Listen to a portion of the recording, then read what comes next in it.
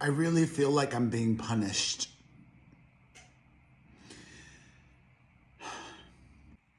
Hello, my fam. It is Perez, the queen of all media, the original influencer, and your number one source for everything It Ends With Us saga. Yesterday, when I had an in-person hearing in Las Vegas against 3 lawyers representing Blake Lively, my anxiety and stress were through the roof. And today it is worse. Like, I literally feel like my heart, my heart is beating so fast right now. It feels like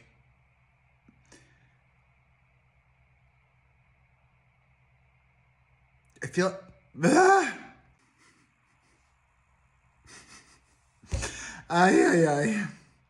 As many or some of you know, yesterday I got a big win, a huge win, a shocking, truly surprising victory against Blake Lively's lawyers from 4+ law firms all over the country. In New York, the judge there, Lyman, ruled against Blake in my favor. He denied her motion to compel the subpoena against me, which truly surprised me. He ruled that he does not have jurisdiction over me or compliance. The correct and only venue for that is the local court here in Nevada, because according to Rule 45 of the Rules of Civil Procedure, a person subpoenaing another must list the place of compliance within 100 miles of where that person lives. Meaning, I live and work in Las Vegas. The court of compliance is here. That is why last month I filed a motion to quash in Las Vegas. And now, dragging into September, on the 2nd, there is a hearing here. Fully caught up? Well, in the wake of the judge's ruling in New York, the judge in Nevada just issued a ruling, which he told us he would. And, oh my God, he gave me so much work. More work. Unnecessary work. The judge issued minute order in chambers of the Honorable Judge Richard F. Boulware II on August 29th, 2025. Before the court is movant's motion to quash subpoena. As a preliminary matter, the court has considered respondent's request to transfer this motion to the Southern District of New York. Respondent is Blake Lively, pursuant to Federal Rule of Civil Procedure 45F. Notably, movant, me, resides in Las Vegas, Nevada. On August 28th, 2020, my heart literally, I don't take any anxiety meds or anything like that, but if I had some, I would take it now. Jesus Christ. I wish you could hear it. It's beating so fast and I could hear it. I'm crazy. I'm so unwell. Legitimately. Anyways, sorry. Movant resides in Las Vegas, Nevada. On August 28th, 2025, the Southern District of New York found that it had no personal jurisdiction over movant.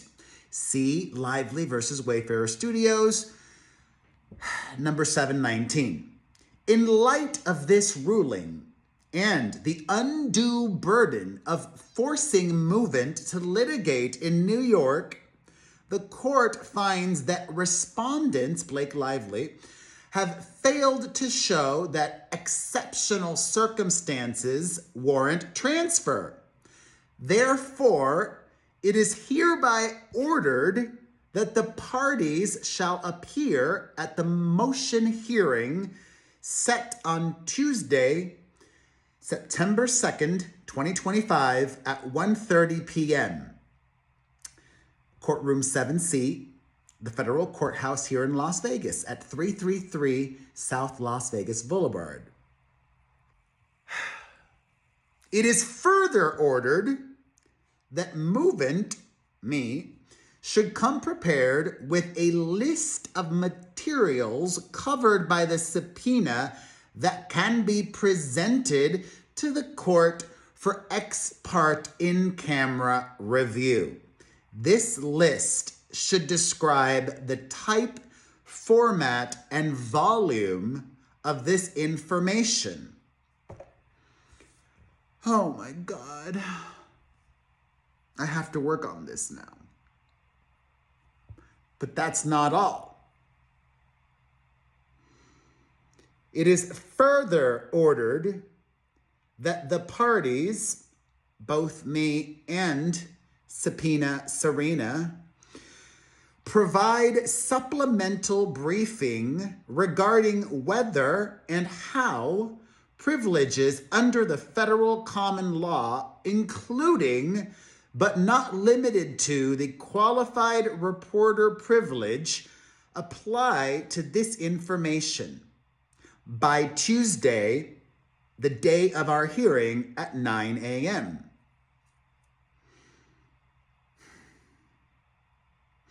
So, I think this is why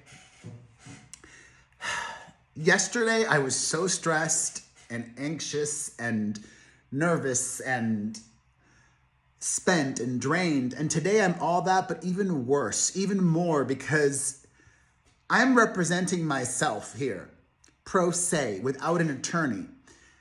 Because this would have literally cost me by now over $60,000. And this is just a subpoena. I've done nothing wrong. I'm not being sued, and I am prepared for worst case scenario, meaning Blake Lively gets everything that she is asking of me, which would be a travesty and contrary to what the precedent of the law says. The law says, whether you like it or not, that I am a journalist. A journalist by both state and federal law is somebody who gathers information of public interest and shares it with the public. The Nevada Shield Law and the federal reporter's privilege protects me. The Nevada Shield Law offers absolute protection. Everything that Blake Lively is asking of me is privileged, according to Rule 45. Therefore, if the subpoena is asking for privileged information, it must be quashed in full. Additionally, it is redundant.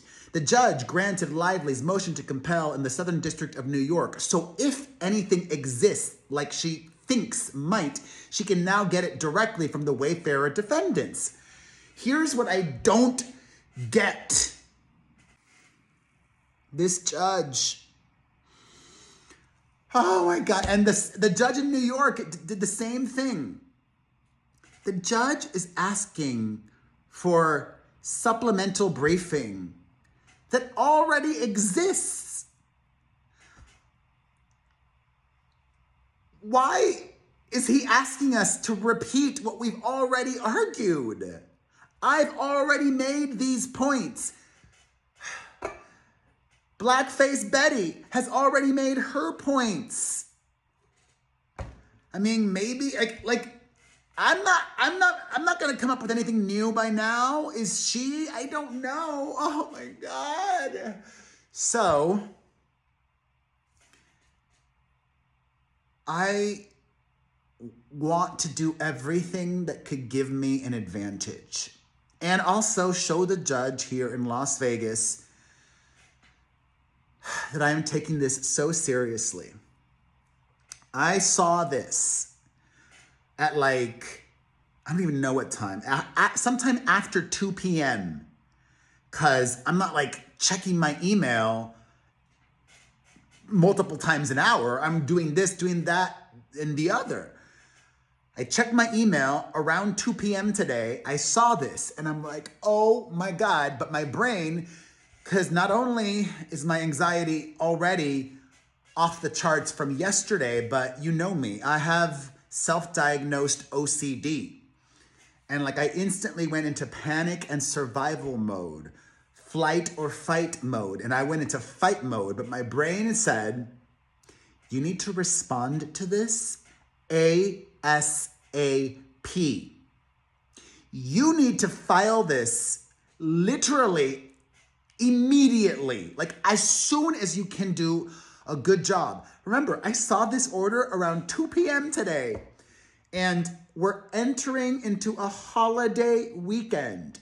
That's the sense of urgency that I had. I wanted to file this so that it could hopefully, potentially be docketed before the start of the holiday weekend, so that the judge here in Las Vegas could take this with him and pore over my arguments and be reminded of what is at stake here, the severity of what Blake Lively is asking. She wants me to unmask my sources who've spoken to me under the condition of anonymity. The First Amendment, like one of the most fundamental tenets of our democracy. How this judge here in Las Vegas rules on everything that Blake Lively is asking will affect journalists all over the country. I firmly believe and assert that this subpoena must be quashed in full. So, I did it. Racing against the clock. And I had the ability to proofread it and fact check it and read it more than once. 3 times. 3 strikes you're out, but also 3 times you read it. And even proofreading it 3 times, I might have still made some mistakes. I probably did. But I gave it my all against the clock. So let's get into this. Oh my God. I'm being punished. I'm being punished. The judge doesn't really need all this. He doesn't. This judge and the judge in New York, he had already more than enough to rule justly, fairly, informed of all the facts. But the judge here in Las Vegas spoke to the judge in New York, and Lyman, I'm sure, told him what a pain in his behind I was in New York.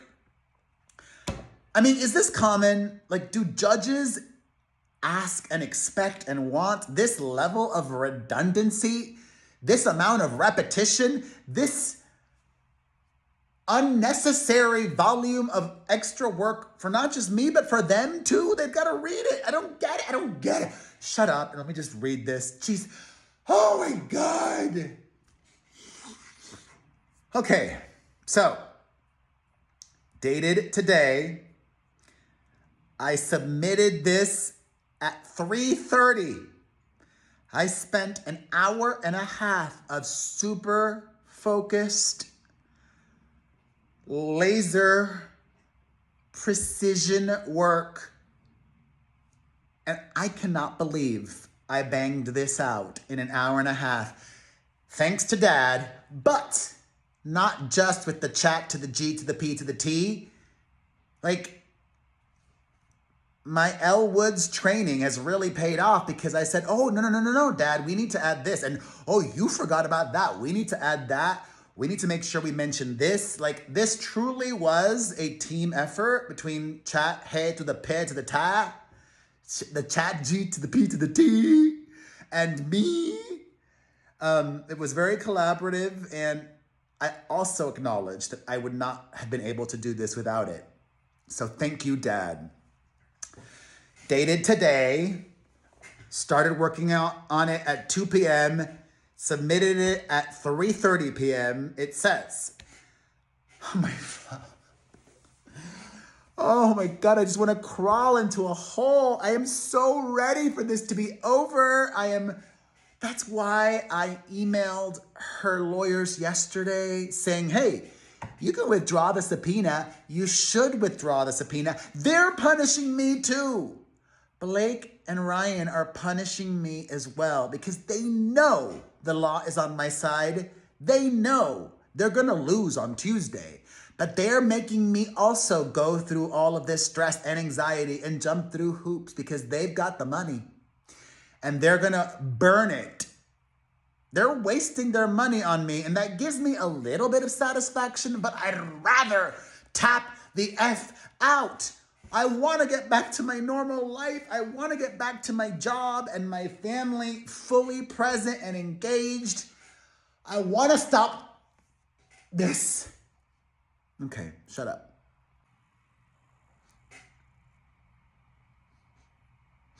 What does it mean that my pupils are so small? My pupils look abnormally small right now. Or is this normal? I don't know. Oh my God. Wouldn't it be wild if I have a heart attack and I'm filming it? I am like I said, I don't even, Okay, shut up. Oh my God. It's like a pain, like literally. Okay, my filing today. Supplemental briefing regarding applicability of privileges under federal common law. Movant Mario Armando Lavandeira Jr., Movant, professionally known as P to the E to the R to the E to the Z, H to the I to the L to the T to the O to the N, respectfully submits this supplemental briefing pursuant to the court's August 29th, 2025 minute order requiring briefing regarding whether and how privileges under federal common law apply to the information sought by respondent's subpoena. Pause. I can't frickin' wait to read what the plantation princess is gonna say. I can't wait to see what fancy footwork they put to use in this filing. What trickery and outdated law, what inane interpretation of court rulings they're going to attempt to make. Because the law is clear, I understand it, I know it, and the law is on my side here. All right. We don't know what they're going to say, but this is what I'm saying. Introduction. This case implicates one of the most important protections in American law, the qualified privilege safeguarding journalists from compelled disclosure of sources and unpublished materials.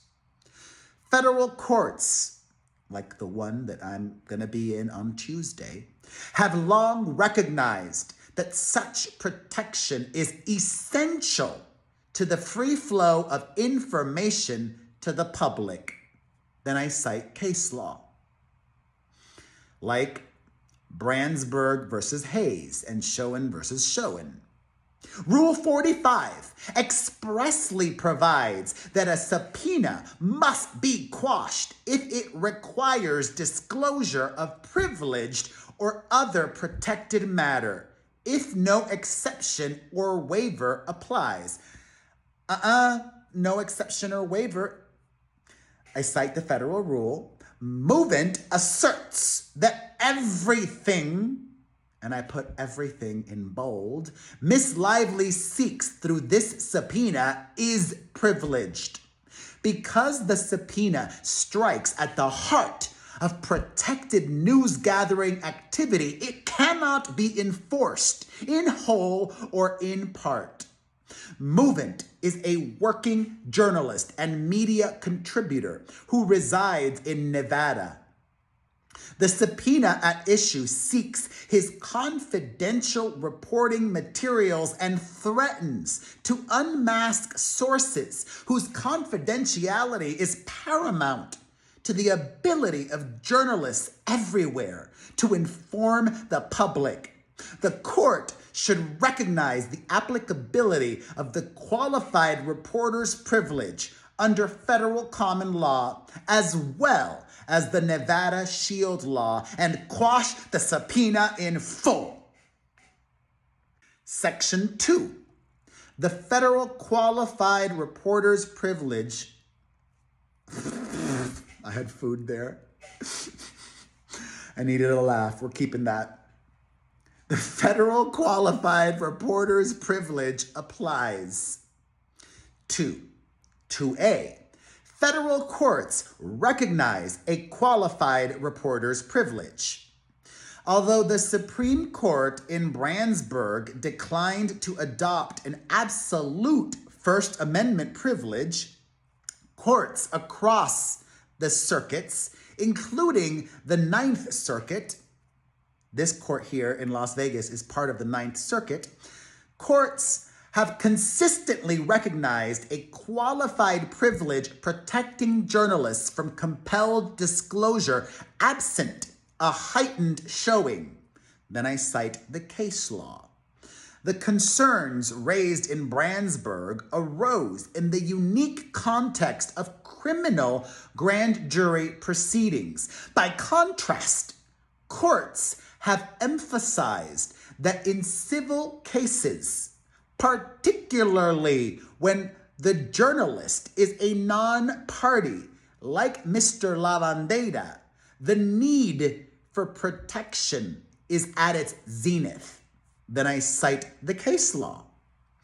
This reporter's privilege applies broadly to both confidential and non-confidential materials, including unpublished notes, communications, and work product.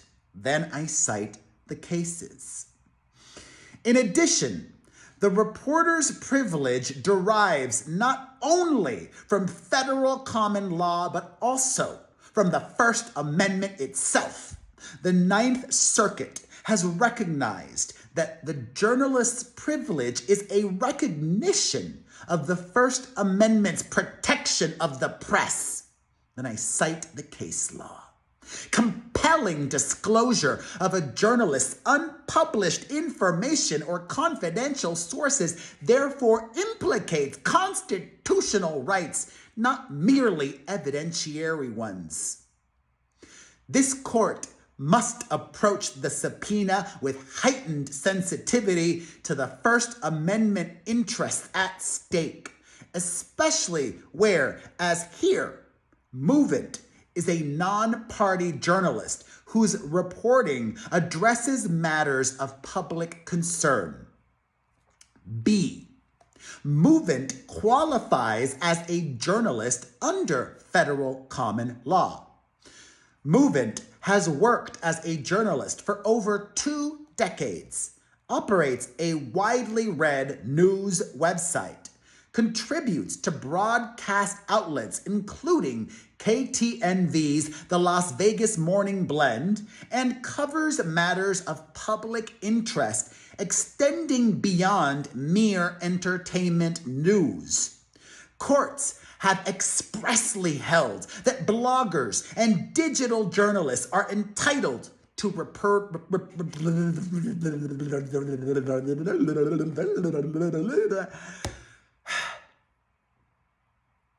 Courts have expressly held that bloggers and digital journalists are entitled to reporters' privilege. Then I cite the case law.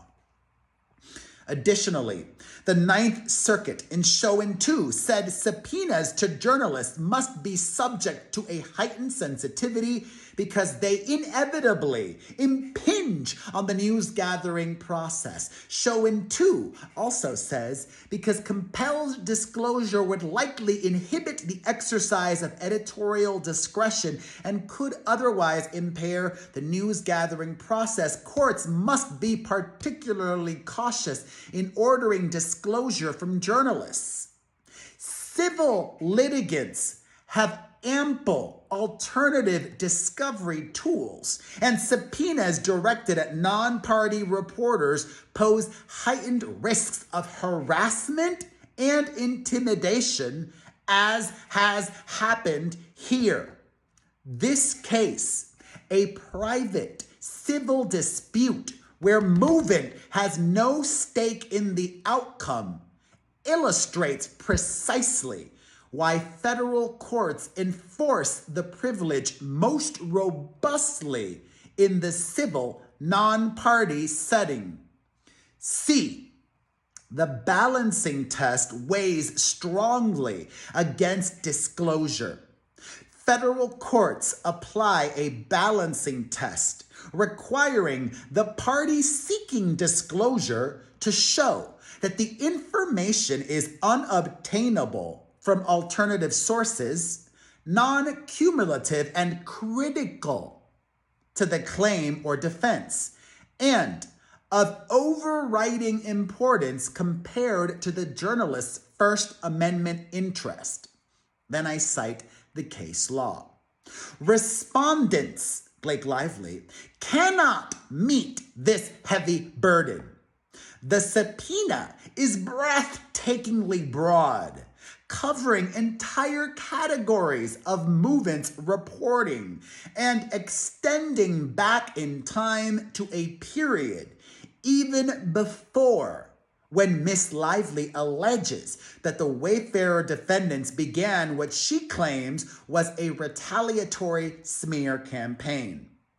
The requested information is obtainable from parties directly involved in the litigation: the Wayfarer Studios, Justin Baldoni, or other witnesses. Disclosure would not only endanger movement's sources, but also chill future whistleblowers and confidential informants nationwide from speaking to journalists. Federal courts have consistently quashed subpoenas seeking reporters' confidential or unpublished information in civil cases. In Chauvin 2, for example, the Ninth Circuit quashed a subpoena seeking journalists' unpublished notes, holding that such compelled disclosure would impermissibly intrude on the news-gathering process.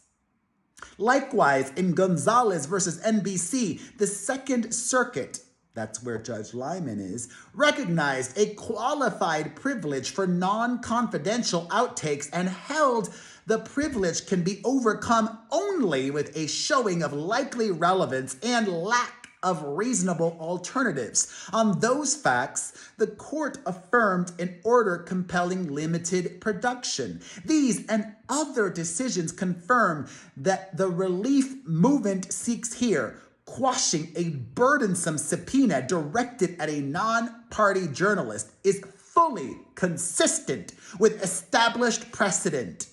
Beyond the immediate impact on movement, compelled disclosure here would inflict a broader chilling effect on the press. Confidential sources, whistleblowers, and ordinary citizens rely on assurances that journalists can protect their identities. If this court, Judge Boulware, were to permit disclosure, the inevitable consequence would be fewer individuals willing to come forward, undermining the press's ability to inform the public on matters of legitimate concern. The First Amendment requires courts to guard against such harms when weighing disclosure requests against a journalist's privilege. Number 3. Nevada's own shield law provides strong, persuasive guidance for this court. Nevada affords journalists absolute protection against compelled disclosure of sources. The Nevada Supreme Court has extended this protection to digital journalists and bloggers. See Toll versus Wilson, and that was in 2019. The statute broadly protects any published or unpublished information obtained by a reporter in the course of gathering, receiving, or processing information for communication to the public, including the source of any information. This state policy reflects a deep commitment to protecting the press, a commitment the federal courts should respect when evaluating the balance of interests under Rule 501. Respondent Miss Lively has also repeatedly acknowledged Movement's role as a journalist in their filings, and the SDNY court has already determined it lacks personal jurisdiction over him.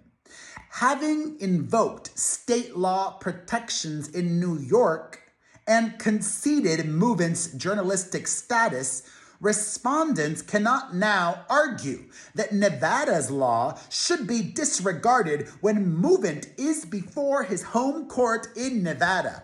Principles of consistency, justice, and parity compel recognition of Nevada's absolute protections here. Respondents Miss Lively's own litigation positions confirm the fairness of this approach. Miss Lively herself has argued in the Southern District of New York that California law governs her claims, and Judge Lyman has agreed by applying California law in that court. In the spirit of justice, fairness, and equality, the same principle should apply here. Because Movement resides and works in Nevada and is hauled into court in Nevada, this court should apply Nevada law. Nevada's legislature has made a clear and deliberate policy choice to provide journalists the strongest possible protection. Nevada's shield law affords absolute protection against compelled disclosure of sources or unpublished information. The Nevada Supreme Court has confirmed this absolute scope, extending it to digital journalists and online publishers. See Toll versus Wilson. All right, so I, repeated for emphasis. He wants repetition. I'm giving it to him. Accordingly, just as Miss Lively successfully invoked California law in New York, Movement respectfully submits that Nevada law should apply and must apply here. And when Nevada law is applied, the result is unambiguous. The shield law grants absolute immunity from compelled disclosure. Section 4, application to the subpoenaed materials. Movement has prepared a showing for in-camera review as ordered by the court. However, disclosure of the actual underlying materials, particularly any identifying details of confidential sources, would irreparably breach the trust between journalist and source. Consistent with reporter's privilege, Movement is prepared to provide redacted materials that allow the court to evaluate relevance without compelling source disclosure. Moreover, Movement has already demonstrated in prior filings that respondent Miss Lively has disclosed sensitive personal information of non-parties in this litigation. That history, compounds the risk of irreparable harm should confidential journalistic sources be exposed here. Even disclosure limited to the court risks eventual dissemination beyond these proceedings. This danger further underscores the necessity of maintaining redactions and enforcing the reporter's privilege to its full extent. 5. The subpoena imposes an undue burden and should be quashed. Even apart from privilege, Rule 45D3A4 requires quashing a subpoena that subjects a non-party to undue burden. Compelling movement, a Nevada resident uninvolved in the underlying dispute, to unmask sources and disclose confidential reporting would impose exactly such a burden. The subpoena would also force movement to expend substantial time and resources compiling journalistic materials, disrupting ongoing reporting obligations, and exposing him to risk of harassment and retaliation. These are precisely the kinds of undue burdens that Rule 45D was designed to prevent. Federal courts are always protective of non-parties. Movement is not a party to this litigation and has no stake in its outcome. I had an idea literally while I was reading this. I'm going to file a motion. I don't need to read it to you. I'm going to sum it up real quick. I'm going to file another motion after this one, moving the court to issue a ruling on Tuesday. I don't want this dragging out anymore. And honestly, I think Blake Lively's team might agree with this motion to move. That's a respectful way of telling the court, do this. I want Tuesday. The judge has more than enough. And now that he's getting this and the same from Blake Lively, he will have more than enough. He should rule on Tuesday. But back to this briefing. Movement is not a party to this litigation and has no stake in its outcome. Rule 45D1 places an affirmative duty on parties and their counsel to avoid burdening non-parties with discovery demands like this. That duty is especially compelling here, where the non-party is a journalist whose independence and sources are at risk. 6. The subpoena is redundant and unnecessary in light of Judge Lyman's ruling. Even if the subpoenaed materials were not privileged, and they are, the subpoena is now wholly unnecessary and duplicative. On August 27th, 2025, Judge Lyman in the Southern District of New York granted Ms. Lively's motion to compel against the Wayfarer defendants. See Lively versus Wayfarer Studios, docket number 711. This development is critical in italics. Judge Lyman's ruling requires the defendants in Ms. Lively's own lawsuit to produce responsive documents and information directly. That means if the information Ms. Lively seeks from movement exists at all, it will already be produced to her through proper party discovery. The federal common law governing reporters' privilege makes clear that compelled disclosure from a journalist is improper unless the party first exhausts, also in italics, exhausts alternative sources. Then I cite the case law. Here, Ms. Lively is actively receiving the very discovery she claims to need directly from the parties to her case. Thus, compelling movement's compliance would not only violate privilege, it would be entirely redundant. The subpoena would serve no legitimate purpose except to harass and burden a non-party journalist. Rule 45D1 obligates parties to avoid imposing such burden, and Rule 45D3A4 requires quashing a subpoena that does so.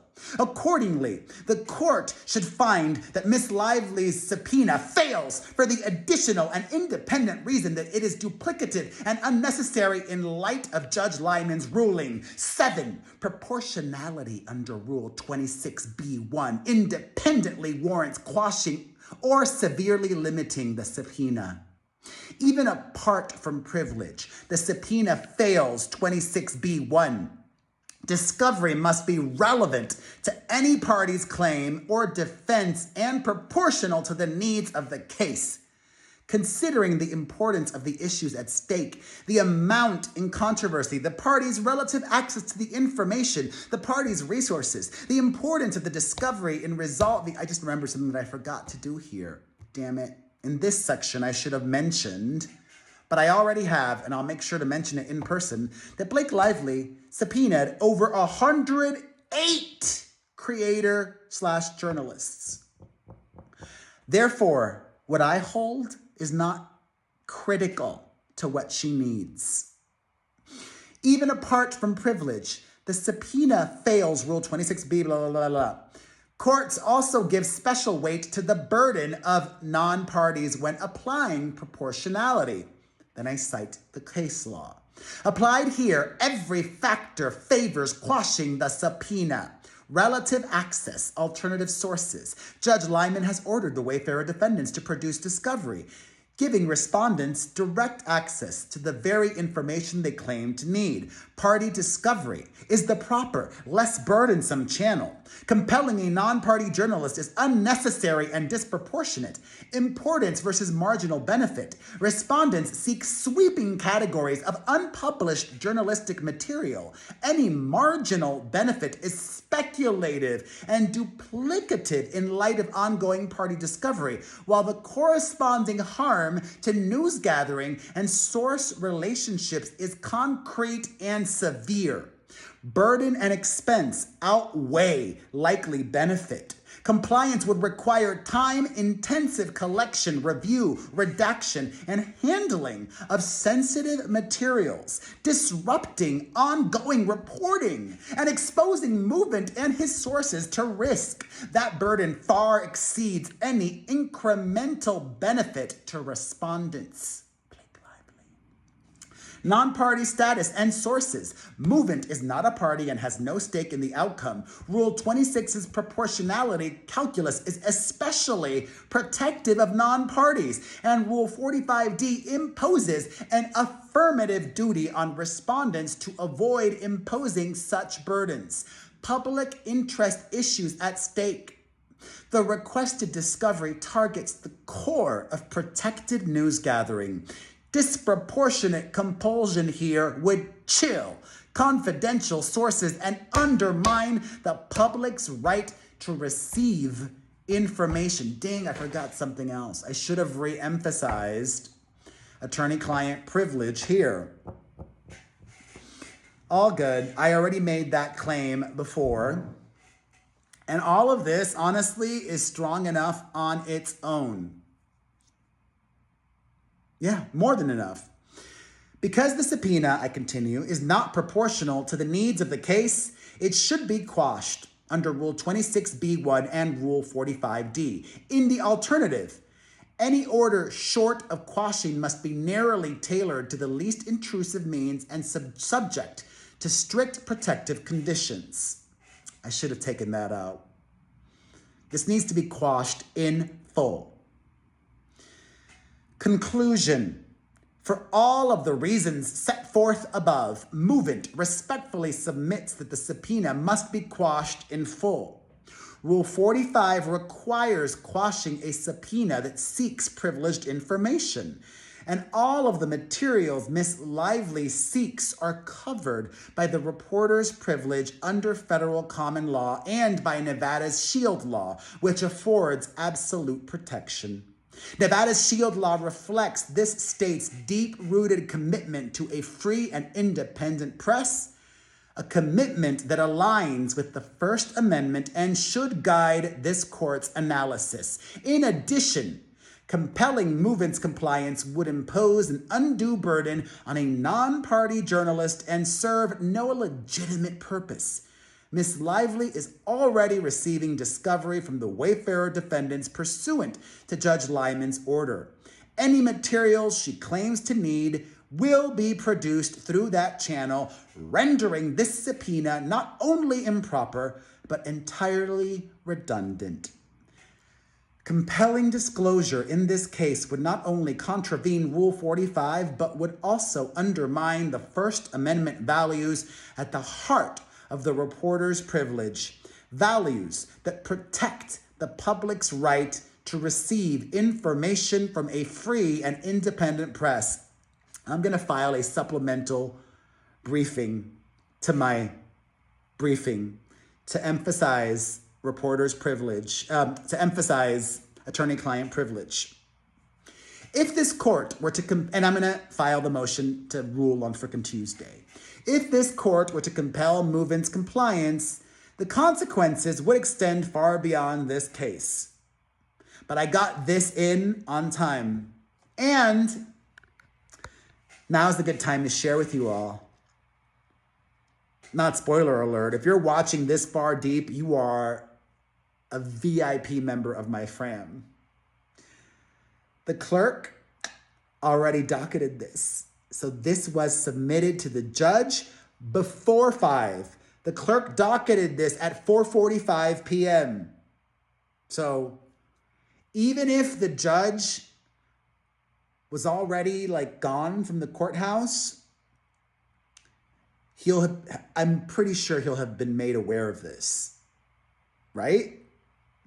Either way, the judge will see on Tuesday that this was docketed. It's up as of 4:45 p.m. Friday.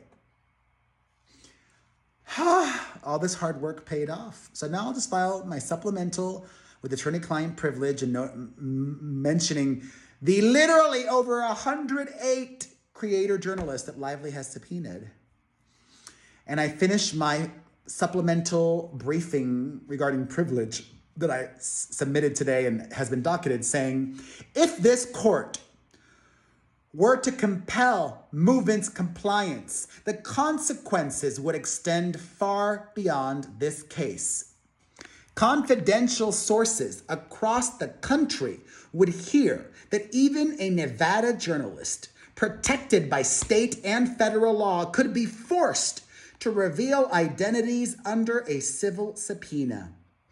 The resulting chilling effect would harm not only movement, but also the needed role of journalists and the public's right to be informed of matters of legitimate concern. Federal courts across the country have consistently quashed subpoenas seeking reporters confidential information in civil cases, recognizing the profound risk such discovery poses to the free press. This case presents no basis for departure, and I cite the case law. Accordingly, the court should sustain movement's assertion of privilege and quash the subpoena in its entirety. Respectfully submitted, Mario Lavandeira, aka P to the E to the R to the E to the Z, H to the I to the L to the T to the O to the N. Mwah, mwah, mwah. Woo! Woo! I am running on fumes right now, as they say. I am,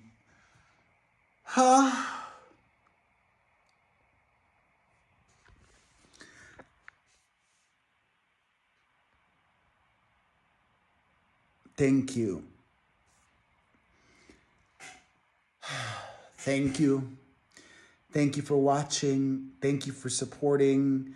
And please, if you can, show up in court on Tuesday, especially if you're the media.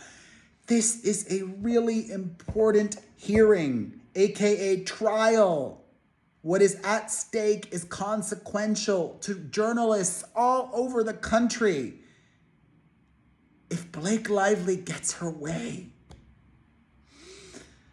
So, how do you all think I did?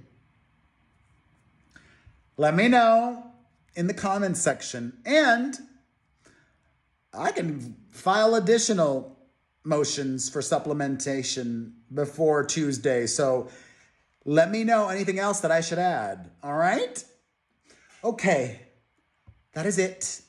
Let's discuss everything in the comments section. And thank you again, especially for watching to the end. I love you. Thank you for being here for me and lifting me up. You watching right now is supporting in the most meaningful way, and it truly has helped, helps, and will help. So thank you, and see you in the comments. P.S. I don't even remember what I just said. I think I forgot to mention the details for Tuesday at the end. This Tuesday, the final hearing, Tuesday, September 2nd in Las Vegas, 1:30 p.m. local time, the federal courthouse at 333 South Las Vegas Boulevard, courtroom 7C. I will do some brief interviews before and as many and as long of interviews needed, wanted after. So please, media, fly in, drive if you're local, everybody come, and everybody, even if you're not a journalist, support, come, would love to see you there, and if you can't, I'll see you in the comments.